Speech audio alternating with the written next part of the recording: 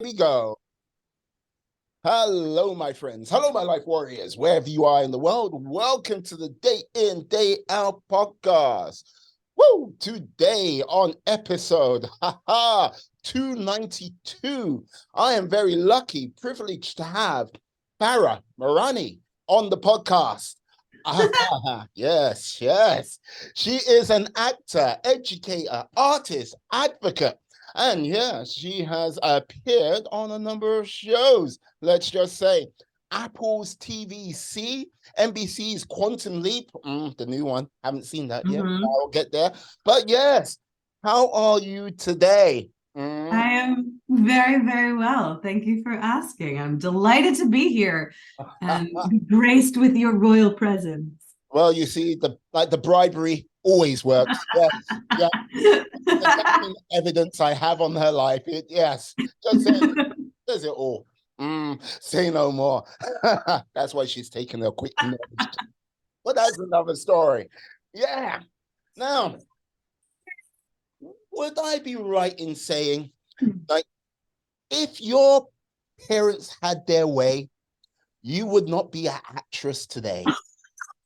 Oh my days, like 100% yes. 100% yes. I mean, look, my mom likes to say that the first time she really felt me kick was in a salsa dance class. So that told her that I love to dance from a very early age. That's the story she likes to tell. That I've always been a dancer. And I have, and I've always loved to dance. I've always loved to perform. I just don't think my parents, because it was not something that they had ever seen, I don't think that they believed that a career as an artist, an actor, a performer was a viable career path, as I'm sure a lot of parents. Especially immigrant parents, right?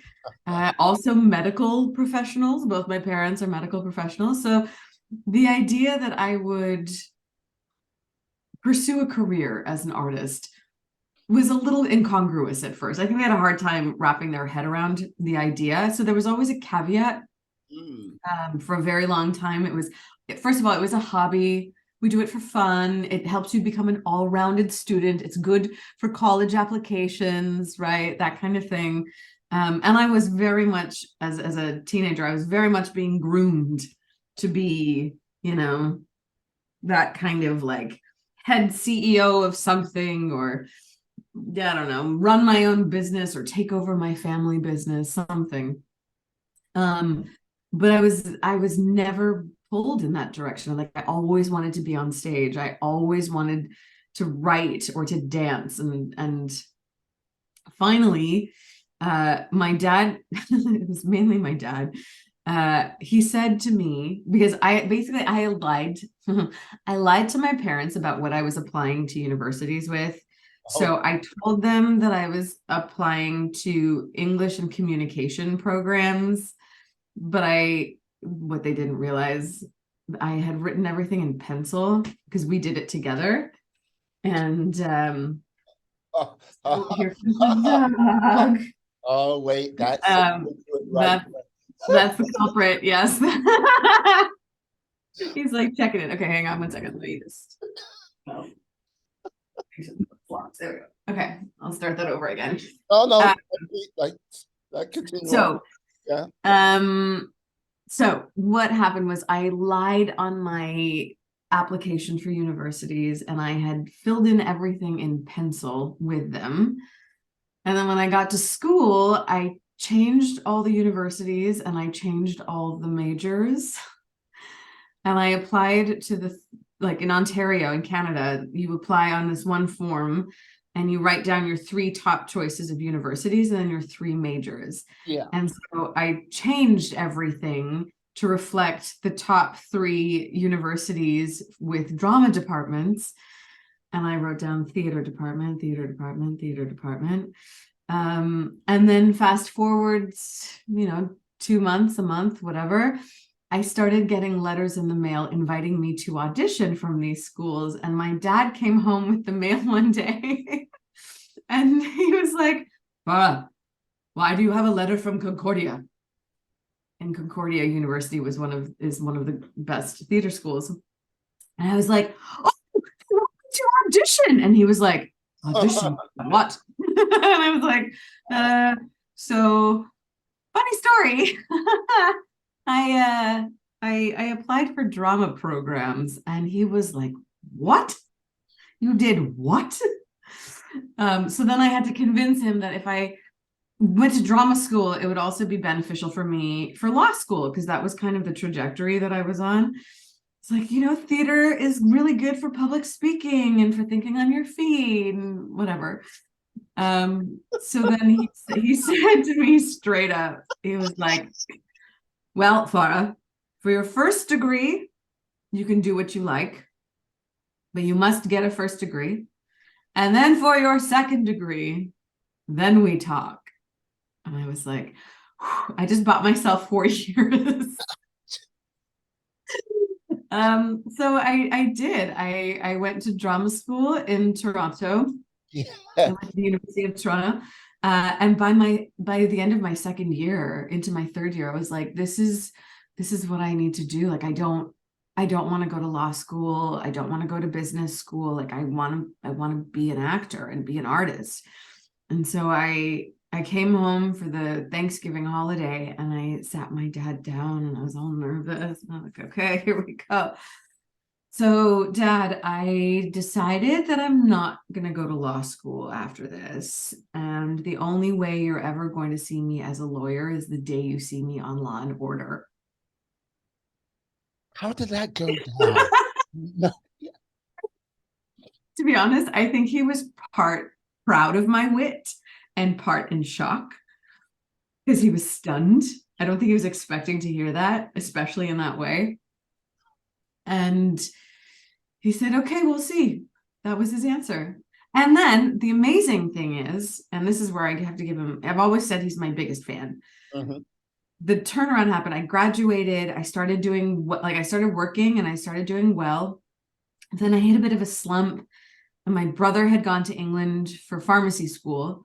And I've always loved Shakespeare and obviously theater. And so my dad came in, and there was a bit of an intervention, and he was like, if this is what you really want to do, then you need to go train with the best. You need to be surrounded by the best. Then I was like, okay, then I'm going to look at drama schools in England. And I did. And I auditioned, and I got into all the schools I tried out for. And then I got to make my decision. And I moved to London, and I went to drama school for 2 years. And then I lived in London for about 6 years. And that was. Did you live in? Sorry? What part of London did you live in? So I landed in Old Street. Our campus was in Farringdon, so it was in walking distance of school. So I landed in Old Street, stayed there for 2 years, and then I moved further east to closer towards Bethnal Green, Cambridge Heath. Yes. And then after that, I moved around I was there for 2.5 years, and then I moved around quite a bit. I was in Shoreditch. I was in Columbia Road, the flower market. I was right behind there for a while. I lived with some friends in Shadwell, and then I was back in Columbia Road, and then I ended up moving back to Canada. You were, put it this way, you were pretty much almost in my old stomping grounds. Oh, really? Yes, when I was still in London. Yeah. Yeah. Where were you? What were your stomping grounds? Basically Angel, so just up the road. Basically into the West End, into Shoreditch, like no Old Street very well. Yeah, basically Farringdon. Like Farringdon was a bit of a weird one. It was really sort of hyper and busy at one point, and then calmed down. So I was often in the Gate pub, like in Farringdon. So, yeah. That's so great. There was a pub that we used to go to called the Bowler's Green. Okay. It was just up from Old Street. That was really lovely. That was one of our favorite places. And then Leather Lane was like the lunch market. They always had this wonderful lunch market with like food shops and fruit stalls and whatnot. You get very spoiled in the Shoreditch area. Trust me. Where I work during the day now, they moved from being in Shoreditch to like being like just off Fleet Street. So Yeah. it's like, yeah, Very different. yeah, no, you don't get this. Very different vibe. Yeah. Yeah, Oh, totally. oh, That's so great. yeah. 6 years in London. Like, Yeah. did it surprise you that your dad did such a about face, a 180 on such a level? Um, yes and no. Yes, in my immaturity, no, in my retrospection. So I say in the moment, as like the 20 something that I was, Yes. it was super surprising. I was like, what? Are you serious? My dad, and like my dad's other thing has always been the three most important things to invest in or to spend money on, rather, to give money to are real estate, your education, and charity. Those have always been like the three things to put your money in. Mm. And so whenever it came to any kind of education, my dad's always been like, if it's going to help you succeed in what you want to do, we will support you. If it's academic, if it's educational. Mm. So, I worked my butt off to save up as much money as I could in my last year of living in Toronto, because we had this agreement that he would cover my parents would cover my tuition, but then I would have to support myself and make my way that way. So we had this really wonderful agreement. And then my parents have always supported me when it came to my endeavors. And so when you talk about an about face, I think one of the greatest blessings that I have received is that I have parents. If I had just said, this is what I'm doing, and I don't care what you say, then I think there would have been a lot more friction. But because it was a constant series of negotiations with them. And I think I did a pretty good job, and it's partly because of how I was raised. I think I did a pretty good job of like laying out the plan. So it was never like it may have felt like I made an immediate decision, but like I had always thought about it and had a bit of a strategy. Did it always work? No. Did I fall flat on my face multiple times? But when it came to, like, for example, the telling my dad that I didn't want to go do a second degree in law, I had a bit of a plan. I was like, I am going to do this. I'm going to stay in Toronto. I'm going to work, and my goal is this thing, and I'm going to work my butt off to get there. And then when that didn't work, I was like, okay, we recalibrate. And then, that's when I had the conversation with my dad about what to do next, because basically I wanted to get into Canada's Shakespeare Festival, which is called the Stratford Festival. And I auditioned well, and then I tried to get into their conservatory program, and I didn't get in. But then I got into all the drama schools in England. So I was like, am I going to fight for something that is not wanting me, or am I going to go to the place where I'm wanted? So, having my parents support through that, they're pretty remarkable in that. I think at the end of the day, they trusted my inner compass. Whether they always approved of it, I think it was a different story, but they let me go out into the world and make mistakes, and tried to keep me from making mistakes, but I still made them. Like, this is a thing. Yeah, if you're not making mistakes, you're not living life. Amen. Like, Yeah. it's one of those things when every time I sort of hear the realm of immigrant parents, and if you're the first generation being brought up in whatever new land that might be, like, yes, they're sort of, okay, doctor, lawyer, engineer, like, yeah, you are going to do something practical to like go, this is the reason why we came here. To then like go, yeah, you know what? Mama, Papa, I want to be an actor.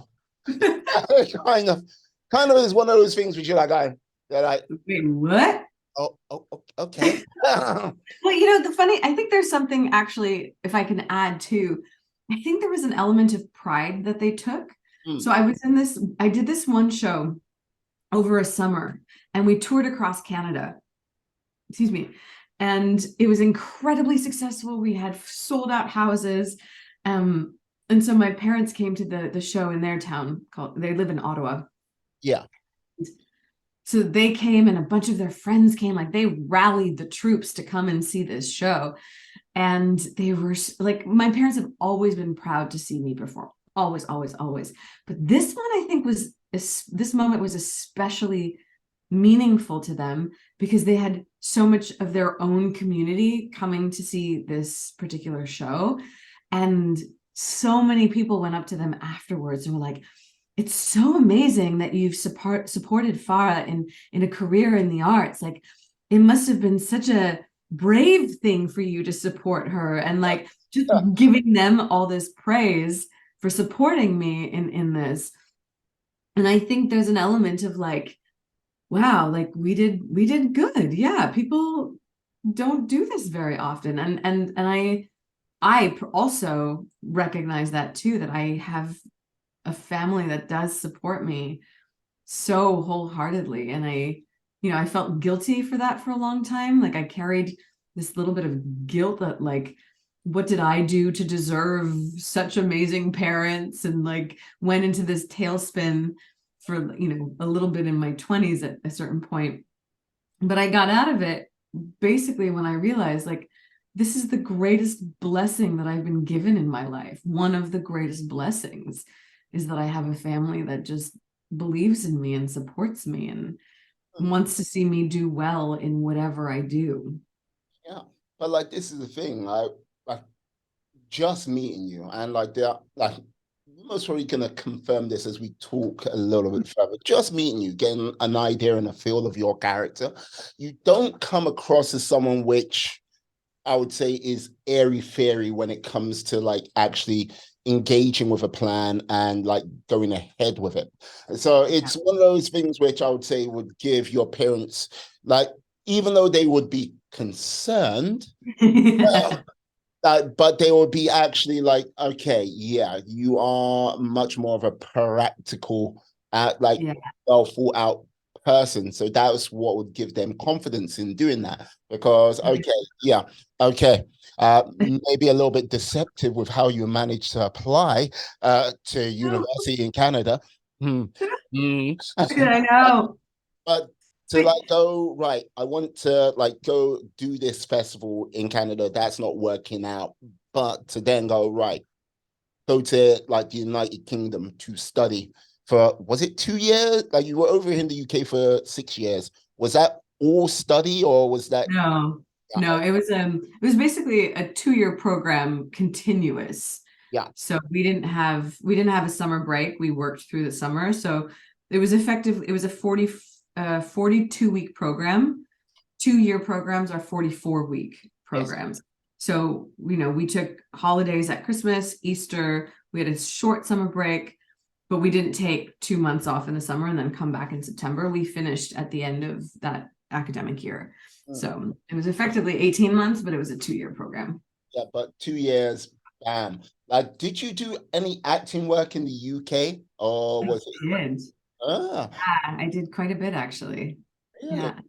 Because this is the thing with regards to like the UK, like Mhm. its acting heritage and everything like this. It is one of those things where okay, if you're an up and coming actor, you do shows here and there, but it's like yeah, you're kind of like okay, I'm done. Off I go. Like, let me see if I can make it in America. What did you like? What was your kind of experience like with getting acting jobs in the UK? How was it? That's a great question. It was a very multifaceted experience. So there were some really, really wonderful and exciting things that I was afforded because I was North American, Canadian American, and South Asian, or Asian, as you say in the UK. So I realized that's actually where I realized that I have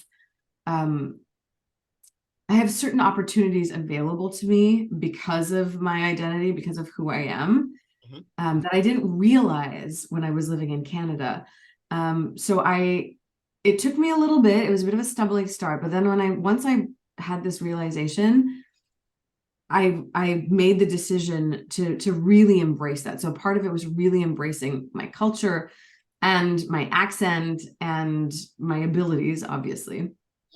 So I did a lot of physical theater work. So I found myself working with people who did a lot of devised creation. So I did workshops with, there was this wonderful company called Frantic Assembly. There's another really amazing company called Punch Drunk. So I did a bunch of their workshops. I worked with another collective and we did a series of shows underneath Waterloo Station. There are these giant, it was called the Tunnels by the Old Vic. So the Old Vic had acquired the tunnels underneath Waterloo Station and turned it into a giant performance space. What kicked off these spaces was actually really interesting. It was Banksy's documentary, Exit Through the Gift Shop. So they screened that there. And then my introduction was Punch Drunk's production of Midsummer Night's Dream. So I went to go see that. And like you go through down the stairs into the cavernous tunnels and you're taken literally transported. So I got super excited by site-specific, devised, and physical theater. So I really kind of jumped in with that. Found whatever opportunities I could. There's a South Asian or an Asian theater company called Tara Arts. I started working with them and another one called Tamasha. I worked with a few other, the Arcola. I did some workshops with the Arcola. And then we did this whole series of shows at the Old Vic Tunnels, which was, I mean, I've never been so filthy. I probably inhaled a toxic amount of archaic fumes, but Don't worry, that was just the amazing. asbestos. It's okay. I know, right? Okay. I mean, I think if I'm not mistaken, the tunnels were only open for about 3 or 4 years before, or maybe more, maybe 4 or 5, before they were shut down because of health and safety issues. Clearly, Okay. It's like, okay. yeah. If I don't see you running for a bus or a taxi anytime soon, I understand. It's like my lung, like how? What did the doctor say? My lung capacity was severely compromised. Were you living in a mine, Farah? There you go. This is No, we only find this in miners. it's like black lung. No, Yeah. what?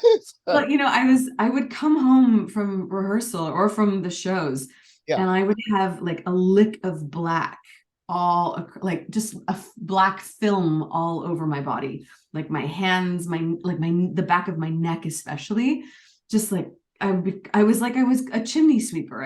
It was disgusting. I would take my baths or my showers and like just this like black soot, this grime would come up. It was gross, but it was also like the most amazing thing ever.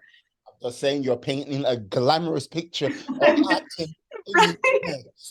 It's like I mean, that's the life of the artist, right? Like it's not all glamour and glitz and so forth. right. But it was so much fun. What an amazing experiences those were. So, like, what was the thing? What made you up and like? You've done a 2-year program. You're doing acting work over in the UK. Like, what made you like go? You know what? I like you, the UK, but it's not me. It's you. I got to go. The British immigration system. Okay, there you Yeah. go. Yeah. So it was not my choice that I left by any means. So, okay. This is the kind of condensed version of the story. So my father was born in Kenya. Okay. When Kenya was part of the British Commonwealth. Yeah. So he had a British passport. When he became a Canadian citizen, he relinquished his British passport, but then years later, he reapplied for it and he got it. So he has a British passport and a Canadian passport. So when I went to the UK, I went on a student visa initially, but I was also applying for my British passport under him. Yes. Because of his status, right?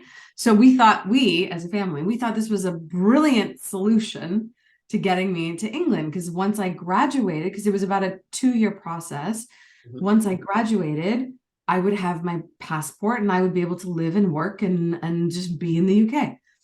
Well, during that 2-year period, the immigration system changed, and the passport that I received was called an overseas passport, which is probably the most useless document because it gives me the only right it offers me is safe landing in the UK. So if I show up at a port and I show them that passport, they cannot turn me away. However, the passport gives me no access to work. I'm not allowed to work on it. No access to the NHS or any social services. I can't vote, nothing. So really, it's a landing card. That's it. Okay, so I have this passport. Fine. At the time, there was like a little loophole whereby if I applied for residency, after 3 years, I could apply for citizenship. So I was like, great, that's what I'll do. I'll apply for like a permanent resident status, live my 3 years, and off I go. Well, at halfway through that, they changed it to 5 years. So then I had to reapply for I had to apply for an extension to my visa. Okay, so now I'm looking at 5 years. The 5-year mark comes and they scrap the program altogether. So now I'm into my 6th year of living in England. They scrap this entire graduated citizenship system process, and my visa finally expires, and I have no right to stay. I had put all of my belongings in a storage unit, and went and traveled for a little bit because I was like, well, I just need to like leave. So I went to India and I spent 2 months in India, and then I came back, and my girlfriend and I had decided we were going to move to Stoke Newington together. And I was auditioning for Punch Drunk, and I had made it into their company, and they were starting a show in the spring. So I was like, great, this is going to be awesome for my next visa application. My immigration lawyer recommended that I go back to Canada and reapply from Canada, which is what I had to do. I had no other options, but I had this potential job offer. So I was like, I'm in good standing. So I come back to Canada with a suitcase, and I expedited the processing. I paid for the difference so they could process my application more swiftly. I waited the 6 weeks. There was no results. I waited 8 weeks, nothing. Then I had a conversation with the director, and he was like, are you going to be coming back in May? I was like, well, I haven't booked a ticket yet because I haven't got my visa yet. He goes, well, if you're not here, you can't be in the show. I was like, okay, well, give me till the end of this week or next week, because it's been 9 weeks now. It should be here. Anyway, the bloody thing didn't show up. I wasn't able to go back to England to do this job, so that nullified my visa because the job was a part of the application. And I was prohibited and barred from re-entering the UK for 2 years. So my entire life was in a storage unit in Stoke Newington. I was in Toronto with a suitcase, and I was like, and I was living with my girlfriend at the time. Bless her, she let me stay with her for as long as I needed. And then finally I was like, well, I'm not going back to the UK anytime soon. So I got to start making some lemonade because this is otherwise this is gonna suck royally. So I cried a lot. I threw my hands into the air and punched the walls a couple times, and then realized, okay, well, I'm here. I've got to figure something out. I've got to get a job. I've got to get an agent. I've got to find someplace to live and figure out what's happening with all my stuff in England. And pivoted, stayed in Toronto, had my stuff shipped to me. I had wonderful friends who took care of all my belongings. Took what they wanted because I told them, just take whatever you want. Like, the least amount of stuff that you need to ship is better. So they took what they wanted and then shipped the rest.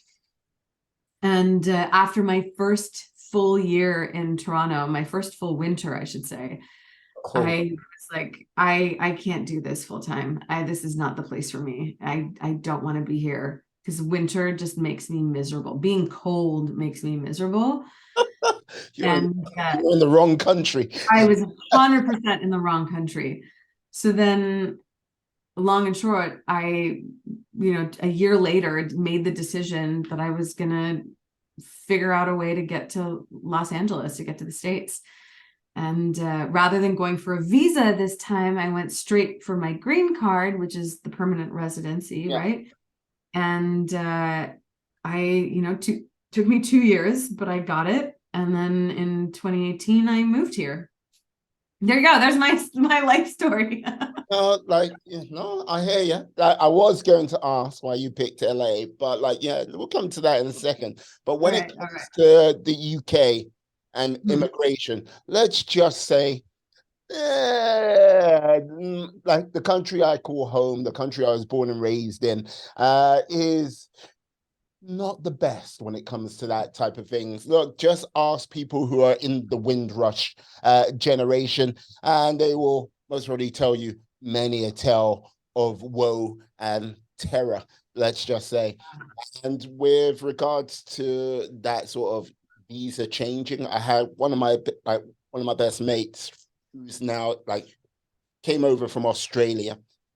He managed to get in on an ancestral visa, and I think it was not his but his great grandmother. He managed to get in just on that, and about 2 years later, they changed it, so he wouldn't have been able to get in. But it was they keep shifting the goalposts on that. Yeah, that's it. Honestly, that is exactly what it felt like. I was like, there were every single time I was like perfectly lined up for a shot, and then they moved it, and I was like, oh, yeah, okay, recalibrate, reset, got all my things in order. I'm like, I'm in, I got this, and then they moved it again. I'd be like, yeah. and I go back to one of my mentors said this to me when I was leaving Toronto, when I didn't get into Stratford and I got into all the drama schools in England. He said to me, Farah, you need to go where you're wanted. And that's why I ended up going to the UK, because I got into every drama school I auditioned for in London, or in England, I should say. And I didn't get into the two schools in Canada that I wanted to go to. Like, it just blew my mind. And then fast forward 6 years, I'm being kicked out of the country that I had become the artist that I am, become the woman that I am, and laid down the seeds of my future there. And then all of a sudden they're going, nope, bye, we don't want you. And so not even just shooing me away. It was like a slam door shut, do not come back for 2 years. Yeah. And it was on my record. My brother got married about 3 years later. Thankfully, he waited the 2 years, but eventually he got married, and he got married in the UK because his wife is British. And I landed at Heathrow at 7:00 in the morning. I didn't get out of the airport for 4.5 hours because at customs, they saw this big red X on my profile. They sequestered me, put me in a corral, interrogated me, made sure that I had a return ticket and that I had a job, but I didn't do the job because of my brother's wedding. But I had the offer and the contract on my phone, and I showed them that job. I was like, look, see, I have to go back for work next week. And then it happened again later that year because I went back for another friend's wedding, and the same thing happened. And bless that border guy because he cleared it. So then the subsequent times I've been to the UK, I haven't had issues. But it was awful. And there's nothing worse than feeling like you're a criminal when you haven't done anything wrong. What other people making you feel that way just because they're in a position to do so. It is the worst feeling ever. I am so much more sensitive to it now, especially living in the States, because that's the culture here. It's crazy. It's very palpable. Yeah, well, like this is the thing. Like in some regards, you could say it was the universe sort of guiding you to the sort of next step, because like this is the thing. Like to be able to like, oh, okay, yeah, you can where where I saw my life being for the next like 20 years, 30 years, maybe however long it was going to be. It was like, yeah, definitely for the next 5 years is now over, done with. I can't do anything. Then to be sort of like forced to come back to Canada and then like, okay, time to pick everything back up. And it's not like when you're talking about the acting world, from what I understand of it, you can't, it's not like you can fill in an application. Like it's like going to the gap and like, there you go. And you're working. It's a whole process of then like going, finding an agent. Then that agent find like, well, if you can find the agent, if they've got open books, and then them shipping you out to different places. It's a very sort of long run time before you can actually get work. So, you know what I mean? Doing that sort Yeah. of survival mode, then sort of, I can only imagine changing all your money and your accounts back into Canadian from the UK. It Yeah. just a real chore, hassle, large obstacles, I imagine. Uh, all of the above. Mm. Now, the blessing underneath it all is I used to go back to Canada on a regular basis, and every time I'd go back, and also because I went to drama school, I had friends who were going off and doing things in town, and whenever I would come back, I would, reconnect with them and see what they were doing. A lot of them started getting more into TV and film. So there were like, people doing things kind of slowly around me every time I'd come back to visit. And my bank accounts remained open. I didn't close them. So like I always had like the basis of my life, the foundations of my life have always been in Canada. It was closing my accounts in the UK and figuring out what to do with just all the stuff there that I like. At a certain point, I think I just gave up and I was like, well, if the government needs anything from me, they know where to find me, or maybe they don't. I don't know, but we'll figure it out. It was what was really challenging was coming back to Canada and realizing that the bulk of my experience in the UK didn't translate. I maybe totally naively assumed that because I had this incredible body of work that I was so proud of in the UK, like I worked with the RSC, I did workshops with the Old Vic, I got to perform at the Haymarket Theater, like I did really, really cool stuff, but it didn't translate. I remember I auditioned for this company and I made a comment of, I made a reference to something, to a theater, and the guy had no idea what that theater was. And I just remember going, how is there so much disconnect? Like in the UK, this particular theater company was such a big deal, and yet this little Canadian theater company, like they don't know. And I was just so blown away. And I thought I was so confident that Stratford and Shaw would come wanting me now because I had all of this experience and I'd gone to Russia and I did Chekhov in Moscow. Like I came with all this excitement and love for the work. And it was radio silence, like tumbleweeds. There was nothing, there was no reception. And it really shocked my system. I was definitely not prepared for that. What it shifted in me though was so also because I had friends there, I was able to take meetings with agents through my friends.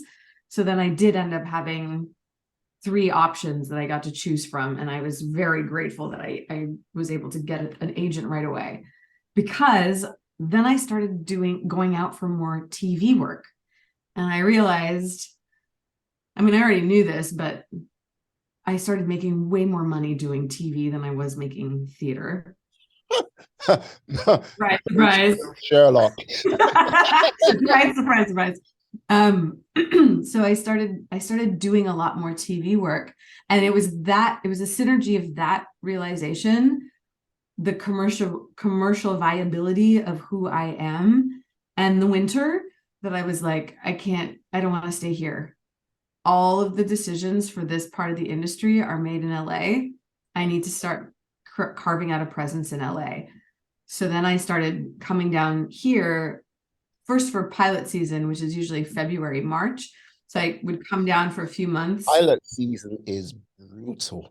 I hear Not so much stories of. anymore. It's shifted now, but like once upon a time, it was bananas. Like I was thrown into the fire my first year represented, Yeah. and just going from one studio to the next studio to the next in one day. Like my whole day was driving, and it was exactly what, if you've heard stories about what pilot season was like, it is exactly like that. It was bonkers. And crazy that people actually thrive during that. Now it's not so much the same because of all the streaming platforms. The shows are not concentrated in the networks, so they actually greenlight shows all year round, not just during this particular time of the year. So, and also the way that people are casting has shifted. It's no longer like movie stars do movies and then TV stars do TV. There's so much more crossover now. So it just means that there's more like star casting in TV, which means there's less roles of it. There are less roles available for other actors and so forth. So it's like the whole market essentially has shifted as a result.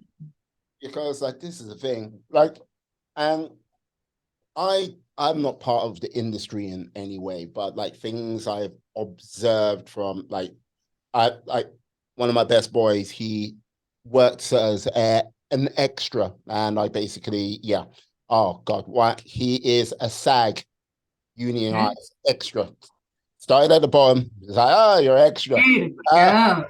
Are you in the union? No. Oh, well, you do. There you go. Sweet little boy. Yeah.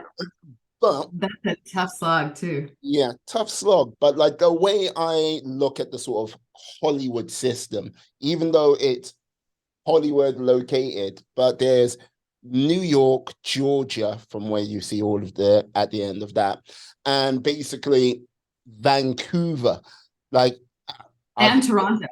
And Toronto, yeah. But like this is the thing, much of the TV production, because it's slightly cheaper, is done in Canada. And yes, LA for everything else.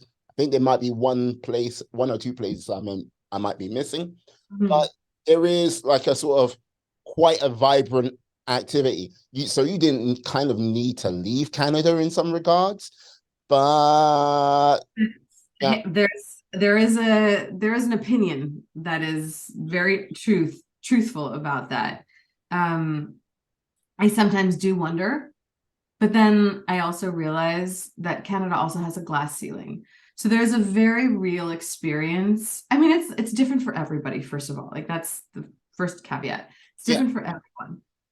But there's a very real experience that a lot of the American shows that come up to Canada to shoot, they're leading actors and they're like large recurring actors are, for the most part, cast out of LA. So they still bring up American talent to shoot on Canadian shows, or to shoot on shows that are shooting in Canada. Yeah, because they're still American shows, right? When it comes to in America, they call them co-stars. In Canada, they call them actor roles, but like actor principal roles, guest stars, co-stars that are maybe 1 or 2 days of work or 1 or 2 episodes, they will cast those more locally. So when I was living in Toronto, I was going out for whatever I could across the board. And the roles that I was booking were kind of consistently within what we would call like large principal or like a guest star, right? Because the larger roles were even though I would audition for series regulars and I would audition for like large recurrings and whatnot, 9 times out of 10 they would still hire the American actors. So I got really frustrated because I felt like I kept hitting this glass ceiling, and I was being seen by Canadian casting, and they, the casting directors that I have relationships with, they really like me and they trust my work, and I do good work, and I know that I do good work whenever I get called in. But I was like, I didn't feel like I was moving in the direction that I wanted to. Like I felt like I was being kept within a certain paddock in a way, right? So when I moved down to LA, it really opened my eyes to how this business works that I didn't have privy to living in Canada. And the business is so different down here than it is in Canada. Look, don't get me wrong. I know, excuse me, I know if I had stayed in Canada, it's a game of attrition, as it is here. That I would keep going after the things. I would book, and I would go out, and I would book, and I would go out, and I would carve out a career in the Canadian system. And then eventually I would probably be able to, like, ask for more money, pitch myself for, or like be pitched for bigger shows, and work my way up that way. But ultimately, I'm telling you, like, I came to this country because I came to this city, not just this country. Let me rephrase that. This is an important differentiation. Yeah. Very important differentiation. I came to this city because A, this is where the decisions are made. B, and when I had this realization, it was game changer for me.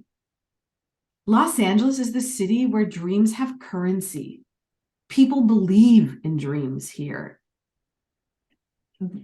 There's anything that a person could imagine themselves wanting to do. Yeah. You can come here and do it, and nobody will throw shade. Nobody will poo-poo it. Nobody will do anything, because everybody is here who has come here, has come with a kind of dream, some kind of vision for themselves. And that's what this city lives and breathes off of in a way that no other place I have ever lived. And I have lived in a lot of different places. That to me is magic. That's like stardust to me. And being around it, being in it, knowing people who are, and being one of those people who came down to pursue a dream, and like seeing my dream come true in ways I could never have imagined. And in some ways bigger than I imagined, and other ways maybe not so big, or faster or slower, whatever. Like the version of the dream I came down with has morphed, because dreams are amorphous. And seeing other people experiencing their version of this is like, it's fire.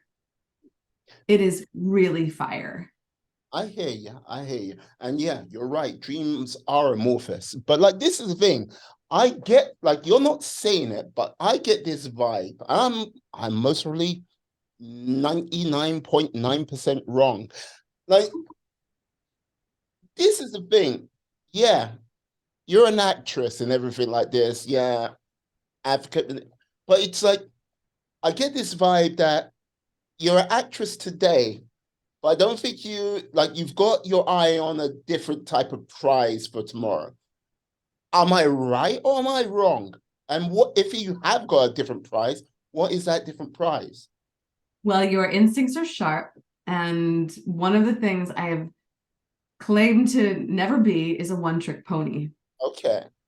And I like to describe it this way, that I came to this place, my entry point was as that of an actor, but I've bigger than that. I really do believe that my purpose in this world is as a storyteller, and there are so many different ways of telling and creating stories.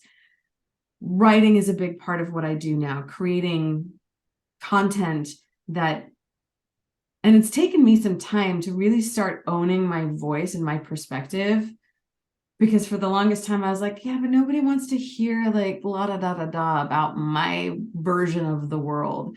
And then I started realizing, no, that is exactly what we need more of. we need more people telling their versions of the world, because the versions that we've been fed for centuries discounts the experiences of people who look like me and believe like I do. And, you know, I'm a South Asian Muslim woman, and I am sorely underrepresented in the media. So if I am in this business, I have a responsibility. It's something that has, I don't know where it came from, but I've always carried this sense of responsibility that if I am here doing this thing, Yeah. I have to use my privilege, my opportunities, and my positioning to move the needle forward, because otherwise it's that thing of like, if I don't do it, somebody else is going to do it. And I'm not going to like what somebody else has to say more than what I like my words are, right? Like more than what I have to say. Yeah. So you know, I started writing more and getting involved. This is where the advocacy stuff came from. The advocacy work came from, because I was like, if and I'm a natural leader too. So if people are looking up to me, then I now have a platform that I can speak to, and I can talk about why specifically representation and inclusion is so important. Because if it's, you know, Eleanor Roosevelt said this, if you can see it, you can be it. And for somebody like myself who didn't grow up seeing myself or hearing my name or reading stories about anything that was related to me, I know what it's like to not feel like you belong. So here I am proclaiming that my mission is to change that. And the other side of that is the stories of the people who came before me, the legacy of my ancestors. Again, if I don't tell their stories, nobody's going to know them. They'll die with me. And those are some of the most incredibly inspiring people. Like the stories of even my own mother, who came to Canada as a refugee when she was 15 and like made a life for herself and her whole family. You know, like these are things that they're not stories in a book. They're my lived stories. They live in me. So yes, you know, I am an actor, absolutely. And I love being an actor. It's so fulfilling. And I've worked so hard and for so long to get to where I am, that I take so much pride in what I do. And there's a bigger picture that needs to be painted, where being an actor is, you know, one piece of that puzzle. Yeah, because like this is the thing in like sort of 21st century entertainment, and when it comes to the realm of writing, like okay, like there is like writing now has kind of fallen into three different realms, in my opinion. Like commercial, basically, commercial, artsy, and inclusion. And like this is the thing with regards to much of the writing, if it can never really combine all three things. But, and I have to say, but I've seen an example very recently. I don't know if you've watched The Last of Us. I've watched the first 3 episodes. Episode 3, right? Yeah. It had commercial, it was artsy, and it was inclusive, and it was done incredibly well. I can't. I would say there's only a few bits of TV which I'm like, like I can't top that. I can't think of anything to top that. That was an example of it. Now, as you're a writer, like, are you going to be are you going to be leaning more commercial? Are you going to be leaning more artsy, or is it going to be more inclusive? Like, see yourself. That is such a great question, and it's so topical in my life right now. So I've written this. So there's 2 things right now that are moving. So I have 2 projects, well, technically 3, but 2 really that are like really getting traction. One is a feature film and one is a TV show. The TV show is inspired by my family's history, the migration from India to Uganda to North America, and it covers 4 time periods. It's like a big concept show. Imagine Da Vinci's Code with Outlander and a bit of, I don't know, what's another good corollary? Like it's a hunt, it's like a global hunt for lost miniature paintings. So there's like espionage, it's all in the art world. Anyway, so it's this big concept show, and there's lots that I want to talk about. It covers 4 time periods. So it's like, there's a lot of research that's been involved. Mm-hmm. So I sent it to an executive at Universal Studios, who's a very good friend of mine, for some notes, because the pilot is now ready to be adjusted and to like really start moving forward. So I sent it to him for notes, and he came back to me, and his biggest comment to me was, Farah, you are so smart. You are too smart for your own good. The pilot reads like it's too highbrow. It's too, as you would say, too artsy, right? You're leaning too much into telling what you know, as opposed to bringing it down into a realm that can be commercialized. Because if it's commercial, you have more of an audience, and therefore you have more of an impact. And for me, I am way more interested in having a larger impact than a narrow audience. Yeah. So I took those notes away, and I sat with them, and I was like, he is absolutely right. I have layered, I've been trying to show, and here's something that, like, I guess it actually speaks to me and so much of what I have processed over the last few years. I grew up being the smart girl, not the pretty girl, not the popular girl, not any of those things. So I always had my smarts and my athletic skill to lean on. Now at my age and at my stage in my career, the legacy of that still lingers, where I'm like, well, I have to show people that I'm smart, because that's the only way they're going to take me seriously, especially because I'm an artist. Like, I have to show that I'm a smart artist. Mm. And so when I look at that particular project, I go, I'm now reframing it for myself, and I'm going to have to do I think a page 1 rewrite. Like, it's going to have to completely change so that I can bring it down to, or like bring it into a form that people will be able to consume it more easily, but in a way that still maintains the integrity of the story that I want to tell, and the impact and the messaging that I want to share, which is what that episode of The Last of Us has done.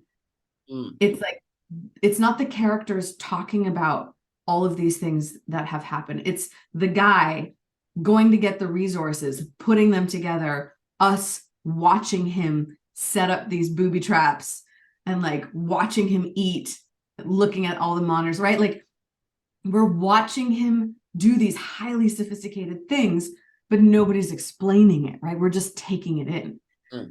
That is, like, when we talk about excellent TV making, that to me is like a model of what I want my show to be, where it's like, we don't have to explain all these things, but we can show them in a way that gets people interested and hooks them into the story, because they're invested in the characters. A roundabout way of saying, I think inclusion can be on all levels. For me, inclusion is just like the baseline. It's just what has to be done. Like, there's no excuses anymore. Inclusivity has to be on the page. Like, it has to be there. Whether it's more commercially viable or artistically driven, I think there's a way. I believe there's a way to have elements of both without feeling like you're selling out completely and going so highbrow that people are disconnected from it. Yeah, no, I hear you. I hear you. And like, this is the thing, inclusion with like great character development, as you mentioned, I think is the sort of like fundamentals. Like, it should be the fundamentals, but I would say in a lot of stuff which tackles inclusion, a lot of, well, not just inclusion, just basically you made mention with regards to the streaming like realm era we're in, where I think a lot of the sort of fundamentals of good storytelling have I'm not trying to get you into trouble here, it's just I have I think being kind of lost in the wash just to sort of get things out quickly. And therefore, what you get is not the most ideal, well, television, film, or entertainment in general, which I imagine there are a number of actors out there who are like, come on, give it like, come on, we're better than this. Come Yeah. on, guys, you know? Oh, so true. My girlfriend and I were talking about that last night, actually, about how, like, there's a certain genre of content that gets created that's like really quick. It's like middle of America kind of audience. It has its place.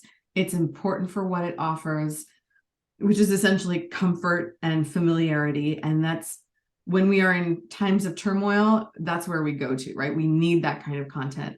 Yes.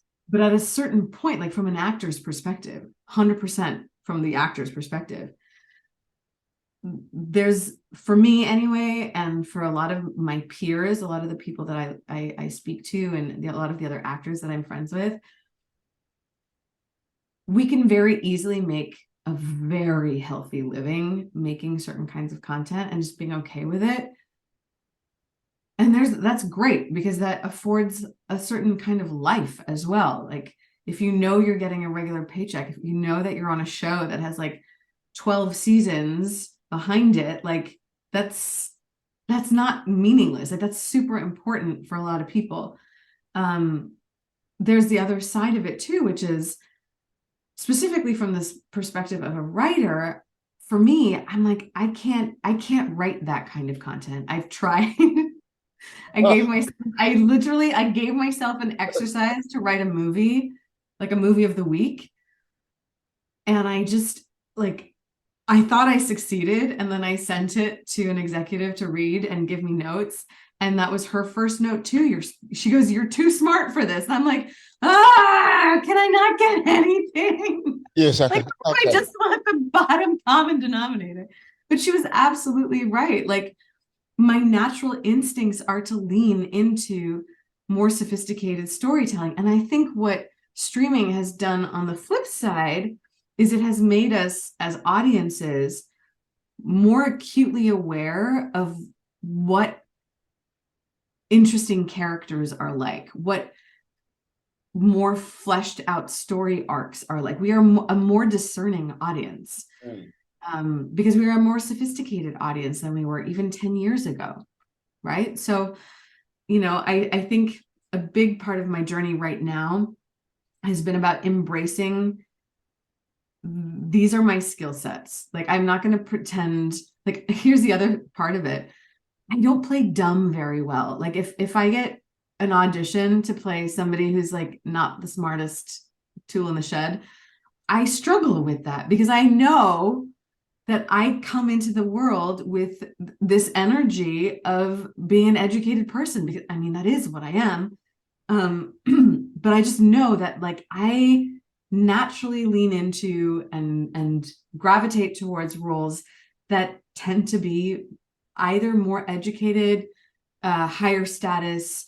And I mean, this has nothing to do with any kind of judgment. It's just what I know about myself and what I'm more consistently booked for. Same thing goes for writing. Like I'm not, I did this exercise. Even I've written a children's show, and even the children's show, it's an animated series, and even the writing in that is relatively sophisticated, but through the lens for a toddler. Like it's still age appropriate, but it's still smart. Like that's what Disney does or Pixar. Pixar does that phenomenally. If you watch any Pixar movie, they call it co-watching, right? Parents love it because they're getting all these like higher level references, and the kids love it because they're getting the fun and the color of it, right? Yeah. That to me is like, that is the dream right there, to create something that is like a Pixar where it hits completely different demographics, but equally successfully. Yeah, but with Pixar, the way I always see a Pixar film, especially in the early stuff, like Yeah. they did adult cartoons where the kids could actually come along. Yeah. Because look, I don't care what anyone says, like, yes, like the sort of like the crisis of a toy in Toy Story, like realization of reality. And Yeah. like you go through it all and like Ant's life where it's like, yeah, yeah, you're just a working like oh wait, yeah. Wait a second. Okay, me personally, it's a low-key way of like trying to unionize the whole world, like Bugs Life. I'd say. I'm And with you. I'm so with you. yeah, and like you know what I mean, you had Wally, other things, and then like what really sort of like the sort of Calvinization of it all was, and like one of the most deep, meaningful beginnings of any film you'll most really see. Do you know what that is? Tell me. Up, with not one word said. You saw like the meeting, Yes.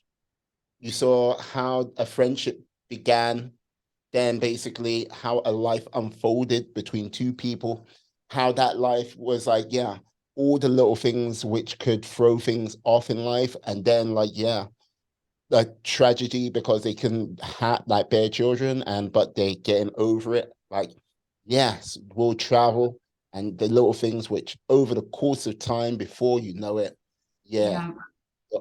like you're old, you're gray, and then sadly the parting of the ways happened. Mm-hmm. And you got a full rounded, meaningful story played out in a 10-minute time frame, may not even be 10 minutes, it might be shorter, but without a word being said for most of that time. And you got it, you understood Yeah. it. So that 100%. yeah, so that's why I say Pixar is adult films, just where the kids can tag along. You Yeah. know what I mean? So it is highbrow and like look, and if you can get that down, yeah. How Absolutely. Right? It's yeah, absolutely powerful stuff. And mm, like, the other thing that I again take very seriously in terms of a sense of responsibility is, in this business, the media is the largest disseminator of ideas and opinions. People will consume ideas passively through watching TV or watching movies, especially children. So not inculcating, but like nurturing ideas in children that are going to support them as they grow up. mm, That to me is like, again, huge responsibility and really exciting, because kids have like we were talking about representation and inclusion, right? oh yeah. For the longest time, I really believed that I was in this business and I was creating content for my younger self, and so that little girls or little boys or little kids who looked like me could see me, could see me and feel themselves reflected. And then I took a step back one day and I started, because I was developing this kid show, and I started really watching kids content, and it is incredibly inclusive, incredibly diverse storytelling. It's adult content that needs a real shakeup.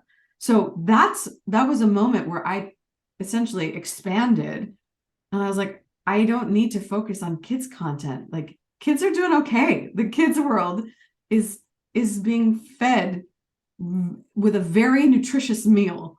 It's the adult content, it's the grown-up content that we need to recalibrate and do better at. Like, I was scrolling through Netflix not too long ago, and I have a policy where I refuse to watch shows that are entirely about white male perspectives. I'm not interested. My money is in what I watch, and that's my impact. My time, my money is directed through what I watch. And I mean, I watched a few shows that I'm like, okay, everybody's talking about it, I should watch it. So I watched it, and I'm like, 1 or 2 episodes in, I'm done. Now I know what the concept is. I can talk about it, but I don't need to invest. For me, it's way more important to put my money where my eyeballs are. Okay. So if I believe, which I do, that representation on screen is important, and I am in this business to move that forward so that I can see content that reflects me and my people and my experiences, I have to be, I think anyway, I have to be supporting the content that's doing that. I can't just be lazy about it and just watch whatever.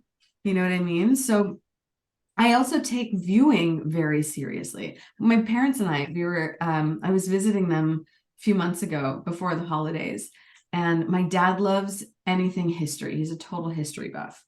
So he wanted to watch this war movie set in like World War II or something. I was like, Dad, do we have to watch a bunch of white dudes fighting in a movie is how it's gonna end? Can we not watch something that maybe reflects us a little bit more, like so that our actions reflect our values? I'm not saying you have to do this all the time, I don't do it all the time, but like just being mindful about it, making a concerted effort and a consciousness around it to consume content that is reflective of my values. And I don't remember what we watched and said, but we ended up having this really interesting conversation about how we choose what we watch. And I said to him straight up, I have a really hard time passively consuming content because I'm in the business, and also because I don't want to keep watching stories about people that I don't necessarily connect to, or that I want to see less of those stories and more of other stories. And so if I can, again, put my time and my eyeballs and my money into the avenues that reflect me better, I feel like that's also a way of supporting those filmmakers and those creators in the same way that I would hope people do for me. When people ask, like, what can we do? There's a big machine. What can we do about it? Yeah. Well, that's one of the things we can do, is pay attention to what you watch.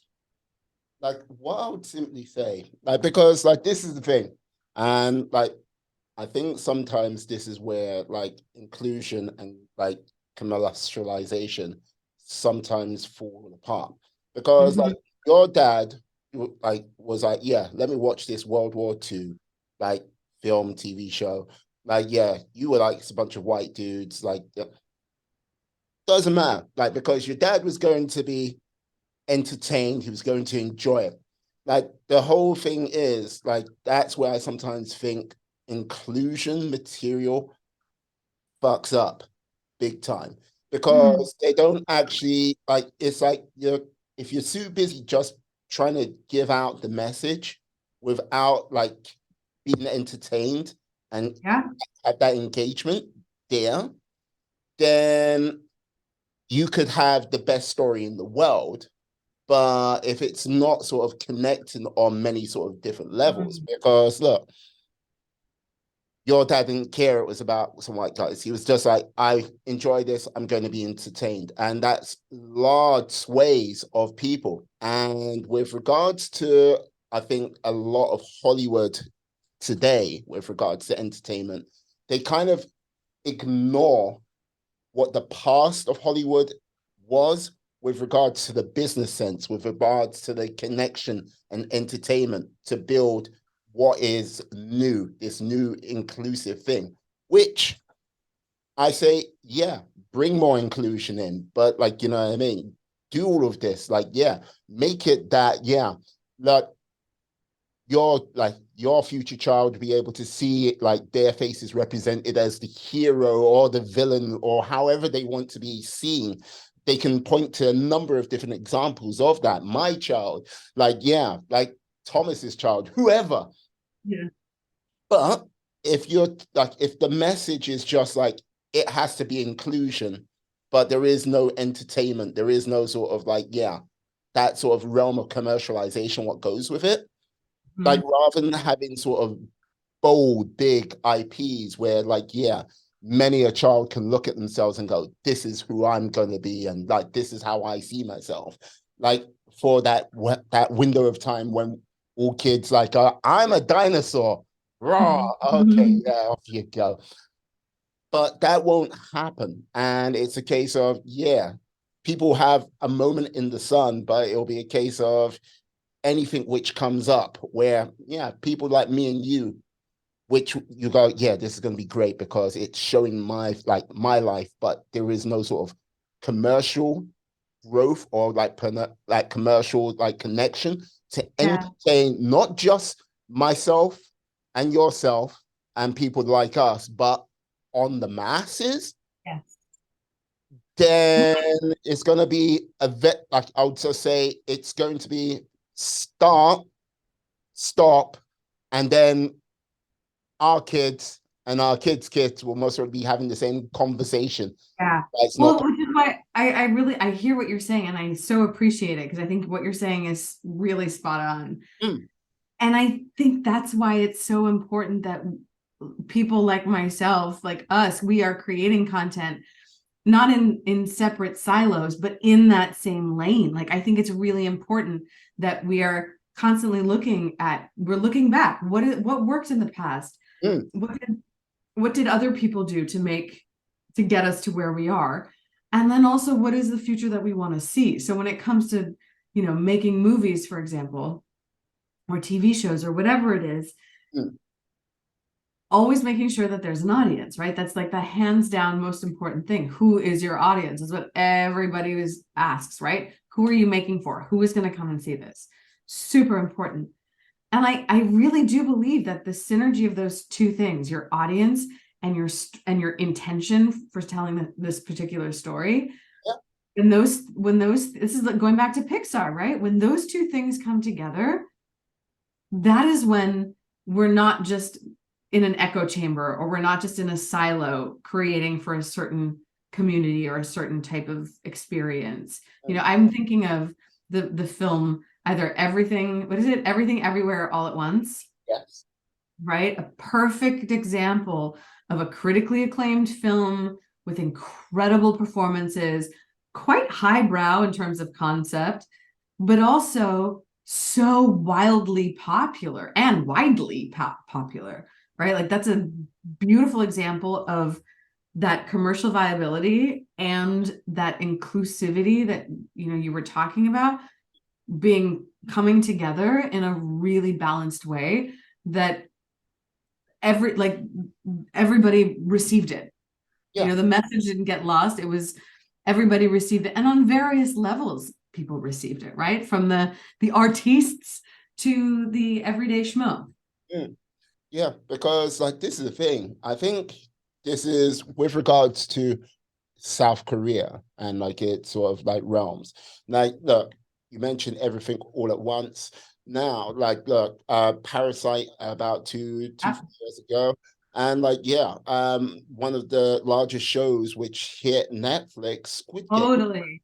So, like, you know what I mean? Like, managing to build that connection and like, yeah, sort of talking about social issues which go on a regular basis with such a phenomenon, and like, yeah, inclusive, commercial, and like, yeah, Squid Games, I would say, yeah, inclusive, commercial, artsy, maybe a small bit, but I mean? It was a high concept, right? It was a very high concept. Absolutely. And I think with regards to if more content can be produced like that, I think it will be a bright future for like, yeah, many a person like who looks like yourself and like, yes, like green, like polka dots or like, everything under the sun. Absolutely. And like, you know what I mean? It's just one of those things where I think it's just, yeah, the uncomfortable places need to be written about. The uncomfortable Yes. places need to be discussed. And the Yeah. medium of film has done it well, many a times. And I Mhm. think it's a case of, yeah, I think people like yourself who are trying to find their way at this present time. Yeah, I think you can get there. I don't see it being a problem.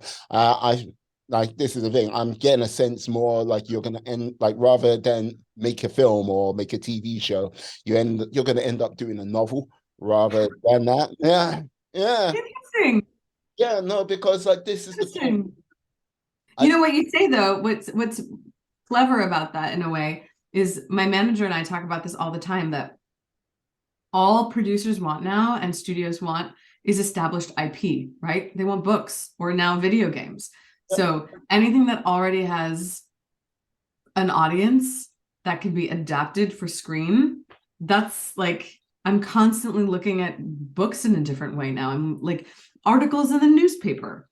oh, like yeah, basically, you know the Underworld series of films. Yes. Okay, I can't remember the guy's name, but it's a brother who, like, in the first one, he was like one of the main werewolves. He Okay. did a graphic novel of Underworld, first of all, and like, yeah, he does a number of graphic novels, does a lot of work in the sort of comic book realm. But Mm-hmm. that's how he gets a lot of his like concepts out there. Hmm. Like one of the things, like a character he did for Marvel comics, is like there is this character called the Blue Marvel. Like Okay. he deliberately made like deliberately made it. I can't remember what the like his persona, like his alter ego is called, but he deliberately made it so there was a black powerhouse character which could sit down at the table with Thor, Superman, like you know what I mean, like all of the heavy hitters. And like this guy is like they if they ever brought him to the MCU, it would be ridiculous because you would have to have something so strong, so powerful, like to be like, oh yeah, it'll just be like pointless. Like, yes, if they like and met they all could go toe to toe for ever and a day. Uh-huh. But he did that to like go right. But he was like, I had a plan. This is what I wanted to do. But he did it in a way which was like commercially viable for Marvel. Yeah. It was a case of, yeah, he comes up with lots of different intricate ways of getting the point across. Mm. And yeah, guy from the Smashing Pumpkins Umbrella Academy. So, you know what I mean? Oh, yeah. So, Um, ah, um, Billy Corgan, right? think so. I think Yeah. so. Don't quote me on that. But yeah, like this is the reason why I think, yeah, I could see you doing a novel. I can definitely. I'll Mm, take it. yeah, I'll take it. I'm into it. yeah. Like final question. Like because Okay. yeah. Bring it. Yes, I will bring it. I will bring it. Now,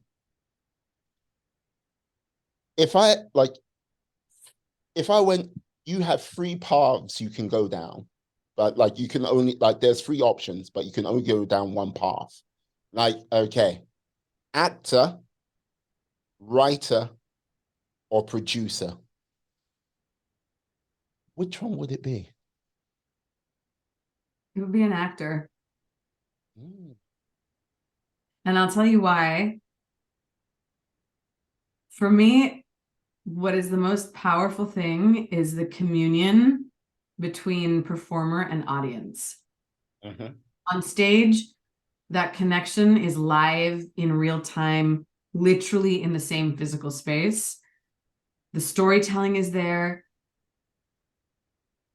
The I mean, producing, making it happen is not really a part of it, but there is an element of getting everything in order as a producer would, managing the business, right? mhm, So that's, there's that theater experience, which is live in real time. On screen, there's a delay, right? Because you shoot and you shoot out of order. So it's a completely different framework. And then you have to wait. And then if it's a TV episode, the episode comes out or the show comes out. If it's a movie, the film comes out. And then you get that communion again in a different way with the audience. So for me, what I find the most powerful part of this entire business is that connection, that communion between the artist and the audience.